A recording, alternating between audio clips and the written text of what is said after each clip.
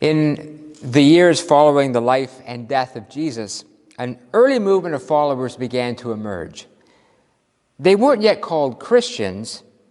They were simply those who were drawn to the message of Jesus. They began to meet in small groups or communities, often led by Jesus' own brothers. But it was a fledgling movement at best, and always on the brink of fading away. All that changed with one man, whose name was Paul. Paul felt called by God to spread the gospel throughout the known world, to tell people about Jesus, and to establish communities or churches everywhere he went. And so he did. He traveled to Rome, to Ephesus, to Philippi. And each place he would go, he would stay for a while. He would evangelize the people, which in essence mean he would simply share the message that Jesus shared. And he would establish a community of believers, and then off he would go to the next town. It was a great way to start the church, but here's the problem. These early followers didn't have the benefit of centuries of history and theology that we have today to define what the church is all about. They were trying to figure out how to be the church and how to be followers of Jesus in real time. They didn't know how to be the church. They would often get lost and confused and frustrated. And so what Paul would do is he would keep a correspondence going with his churches. He would send them letters, sharing with them what the faith is all about. In some cases, he would explain how the church should be structured. In other cases, it was about values and morality in the church. And sometimes he would talk about the theology of the early church. And all of these letters became a part of the Bible that we refer to today as the epistles, which is just a fancy word for letters. So, for example, the book of Romans was simply the letter that Paul wrote to the early church in Rome. The book of Philippians is Paul's letter he wrote to the church in Philippi. But there's one that always stands out for me, and that's the letter he wrote to the early church in Corinth, known, of course, as the book of Corinthians.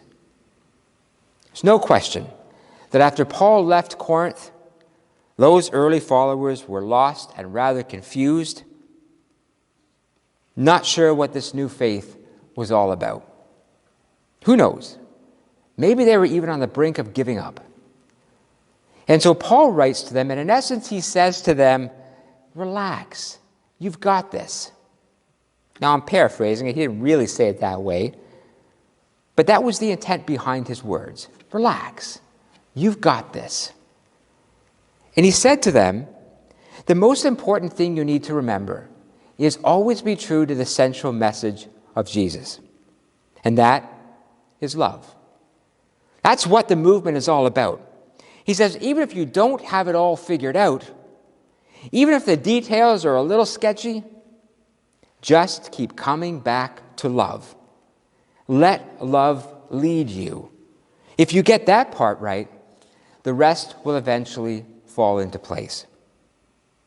And then, of course, he goes on to describe what that love is all about. And we have this beautiful passage that I just read called the love passage.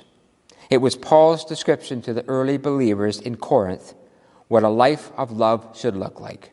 Love is patient. Love is kind. Love is not envious or jealous or boastful or rude.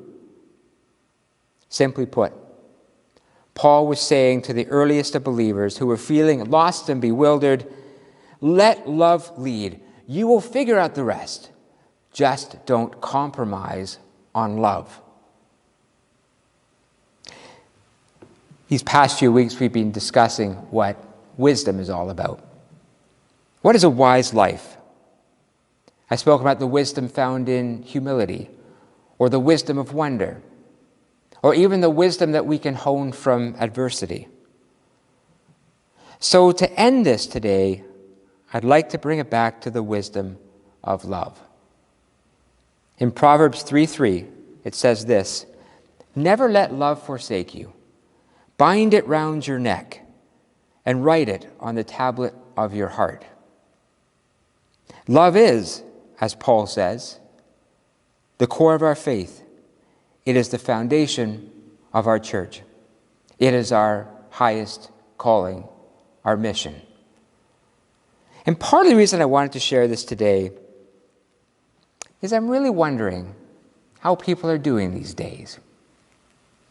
Because I wonder sometimes if we are all doing as well as we think we are doing, or as well as we are projecting that we are doing.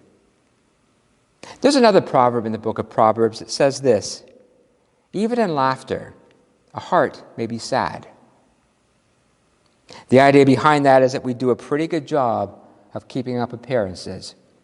We project calm and happiness and contentment, but underneath, it can be an entirely different story. I think of this as the duck principle. You ever seen a duck on a pond or a lake? Of course you have. Doesn't that duck look peaceful and serene as he or she glides here or glides there? Not a care in the world. Well, if you put on some goggles and swam underneath that duck and looked up, you get an entirely different perspective. All you would see is the mad churning of those legs back and forth, propelling that duck forward and backward around the lake. What is calm on the surface is another story underneath. Can you relate to that image? I'm sure you can.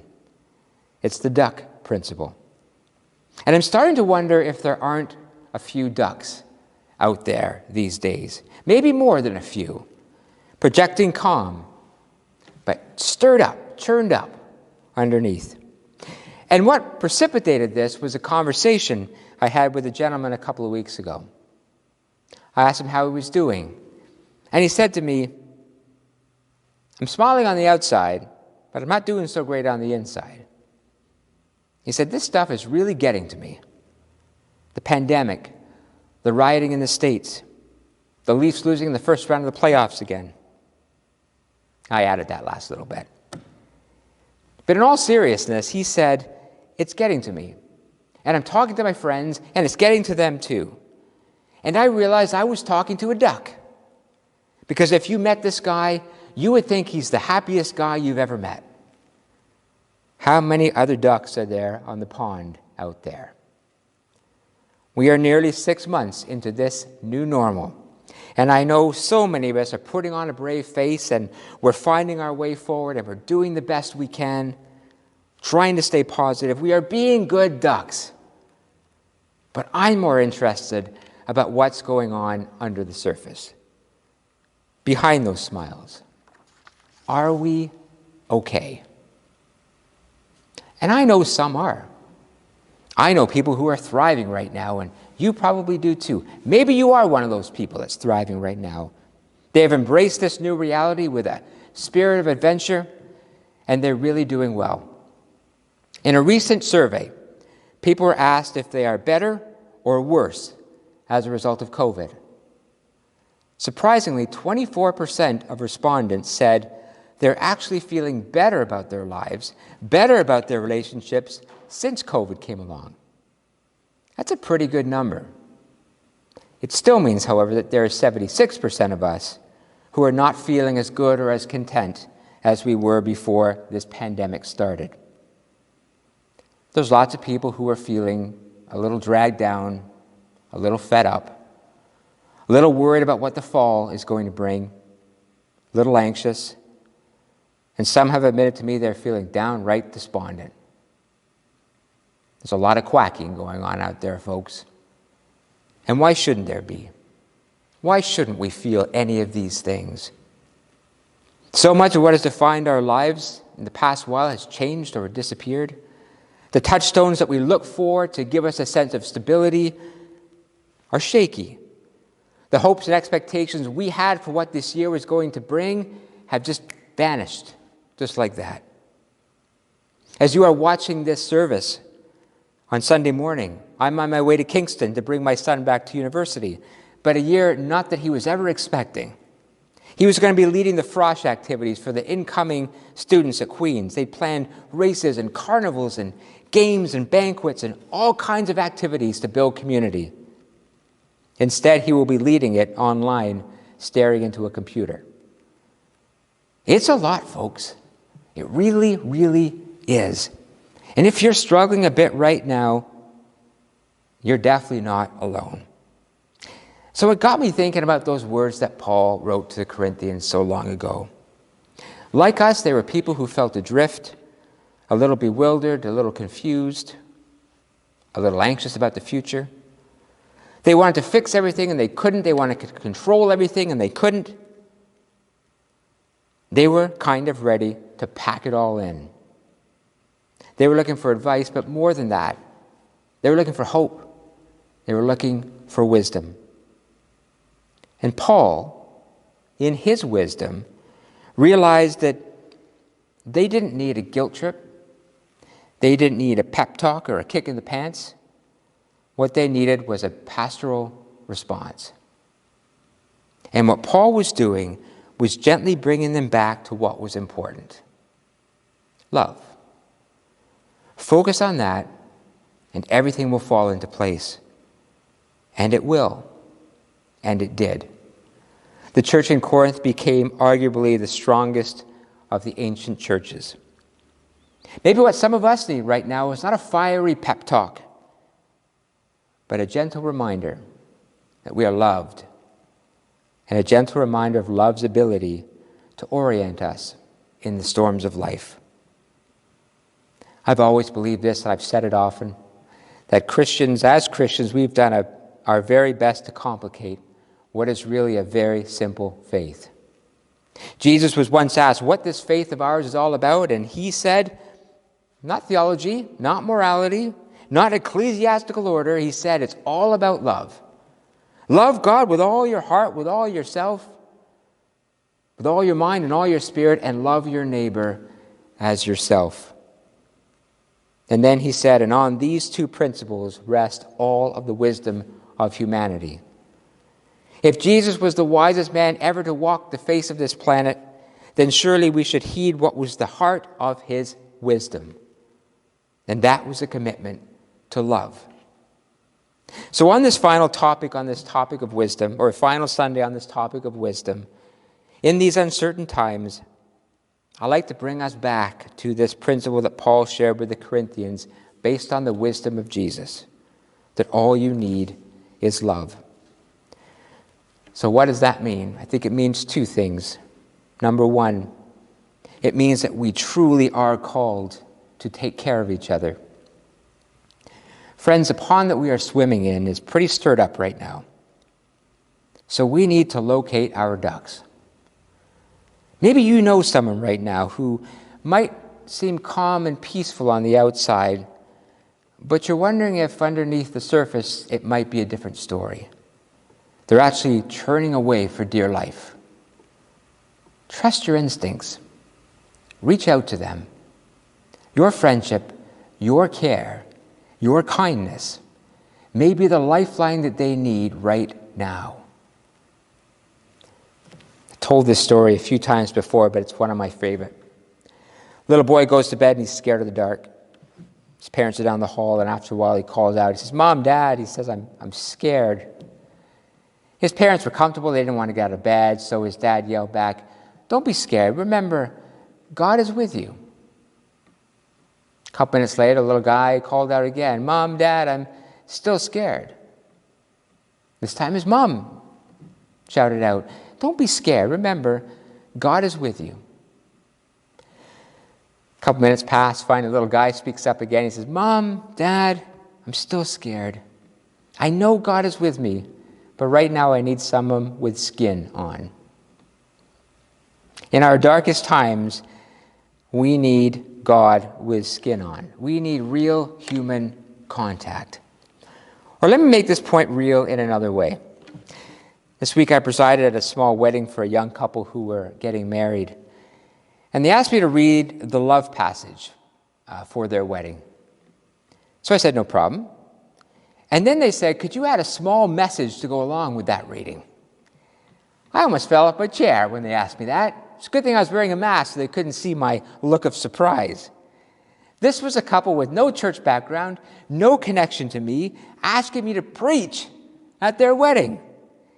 Usually it's exactly the opposite. Usually it's a couple saying to me in as nice a way as possible, "You're not going to get all religious on us, are you?" Anyway, I thought I'd died and gone to heaven. Of course I'll say a message to you. So I opened up the Bible as I was planning it, looked at the love passage. Love is patient, love is kind, so on and so on. And I thought, what can I do to bring this passage to life in a new way? And suddenly an idea hit me. If we truly are the embodiment of love, love with skin on, which I believe we are, then what if you take out the word love in this passage and put a name in there instead? Let me show you what I mean. This is cool. At least I think this is cool. So we're going to put this passage on the screen. It's all over one of my shoulders here. Let's read it again. You can read it along if you'd like to. Love is patient. Love is kind. Love is not envious or boastful or arrogant or rude. Love does not insist on its own way. Love is not irritable or resentful. Love does not rejoice in wrongdoing, but rejoices in the truth. Love bears all things, believes all things, hopes all things, endures all things. So take out the word love and put a name in there. So the groom getting married's name was Tom. So I'm just going to do this with his name. Now read the passage. Tom is patient. Tom is kind. Tom is not envious or boastful or arrogant or rude. Tom does not insist on his own way. Tom is not irritable or resentful. Tom does not rejoice in wrongdoing, but Tom rejoices in the truth. Tom bears all things, believes all things, hopes all things, and endures all things. Okay, let's do this one more time. This time I'm going to put the passage up again with just a blank, and I want you to put your name in it. You could even say it out loud if you like. Put your name in it and then read through it and see how it sounds. And I'll just wait here while you do it.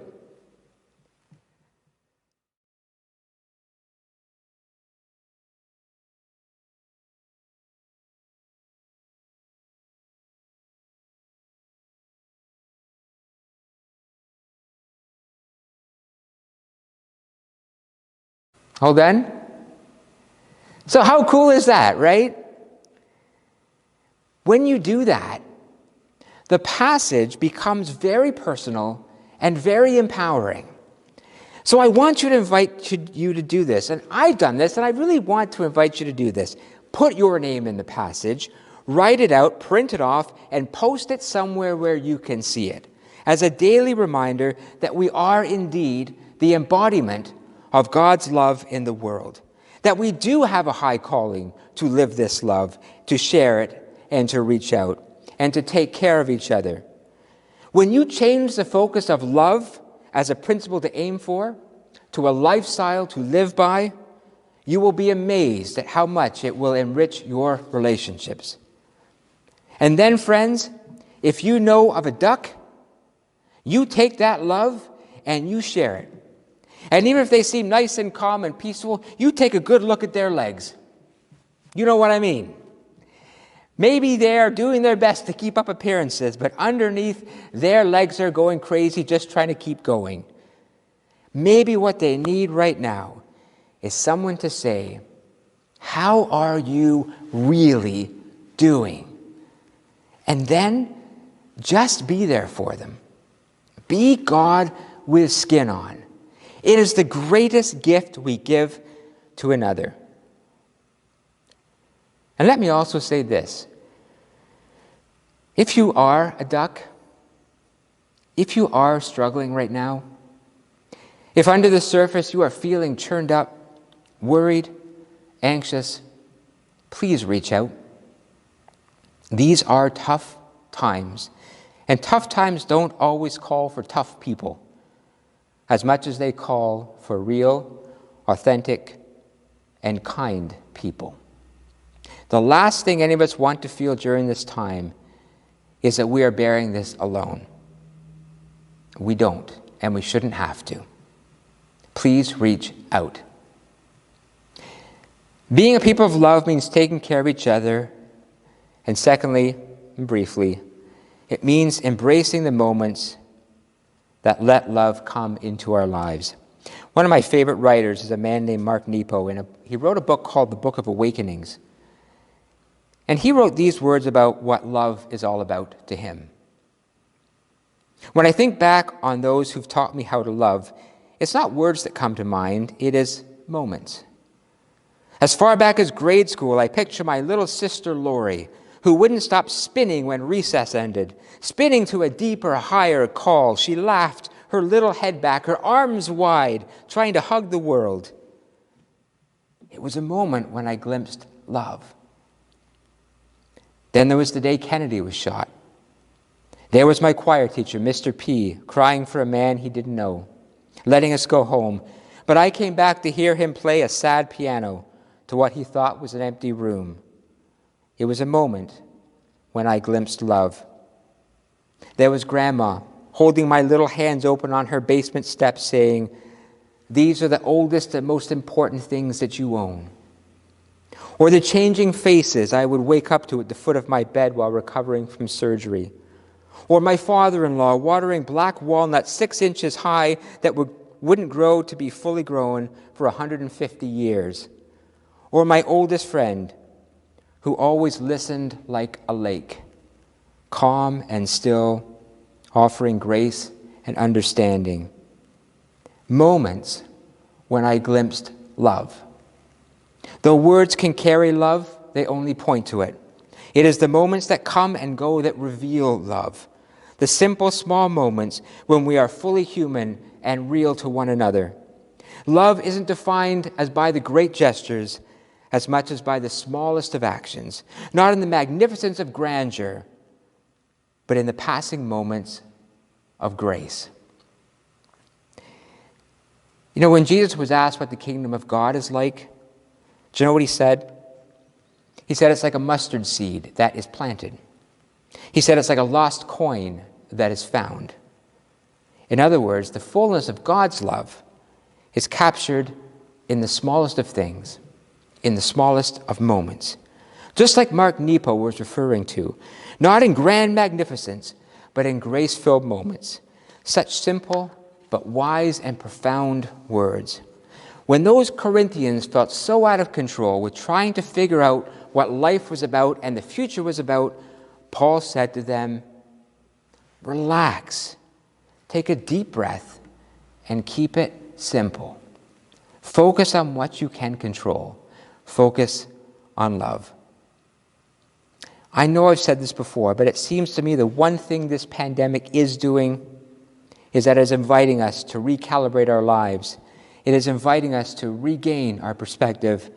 It is inviting us to reinvest in each other. And when the dust settles on this thing and we move beyond it and we have the ability to look back on it, I'm convinced we won't just remember the anxiety and the worry and the fear and the uncertainty. We will remember the small and generous moments of grace and goodness that kept our spirits up. These moments can happen, and they do happen. We just have to be aware of them and grasp them as they come our way. You know, last week I was in the grocery store. I'm going to end with this. And you know what it's like in those places. You stand in that long line, and then when you get to the front, there's someone directs you to the next available cashier. So I waited in line for maybe 15 minutes, and then I got to the front, and the young woman there told me I could make my way to cashier number 1 and then just wait behind the person who was still finishing up, and then I could go. So I wheeled my cart and stood on the spot, and I waited. And then I suddenly felt the presence of somebody very close to me. I turned to my right, and this very elderly man had pulled his cart up right beside me. Obviously didn't see the line, just came to stand right beside me to check out. Not only that, but he was buying 10 tubs of margarine. That was all he was buying. I was so curious about that. If anyone has any theories as to why anybody would buy 10 tubs of margarine, please email me and let me know, because that's always been on my mind. Seriously, I'd like to know. But that's beside the point. Here was this gentleman standing right beside me. I didn't know what to say. But after a moment, the woman who was directing traffic came over and said to him, I'm sorry, sir. There's a lineup and you have to go to the end and you have to wait. And the gentleman looked down the long lineup and he sighed and he said, I'm 93 years old. I'm not sure my legs will hold out if I have to stand in that line for so long. And the woman who was only doing her job said, I'm sorry, but all those other people were there before you. I was quiet, but finally I thought I should say something.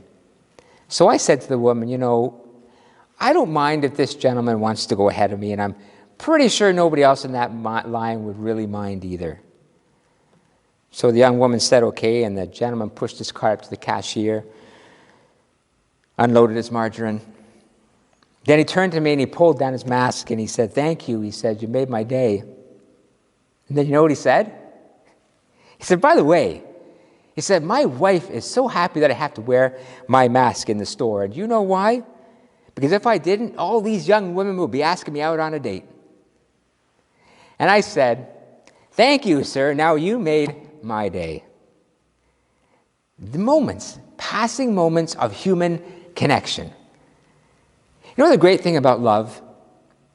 It can take so little of it to do so much. When you act from a place of love for others, a place of goodwill, it can allow for those moments of grace. It can allow for you to feel human and good about yourself. And it can create sacred space from which to live. And it can, as an early mystic once put it, draw us into the orbit of God's love for us. You know what I think? I think we're all ducks. We are all beneath our calm exteriors churning away about something. These are challenging times. These are times that are testing us. They are testing our character, our fortitude, our courage, our peace of mind. However we spin it, the pond is stirred up and we are all doing our best to stay afloat. Never have we been more in need of the simple wisdom of love than now to ground us and to guide us. So please hear me say this in closing. Stop swimming for a second. Stop churning those legs. Sit still for a moment in the pond of life and listen to me say this. You are loved. You are held in a love so complete and sacred and full that nothing can separate you from that love. So lean into that love. Find your foundation in that love.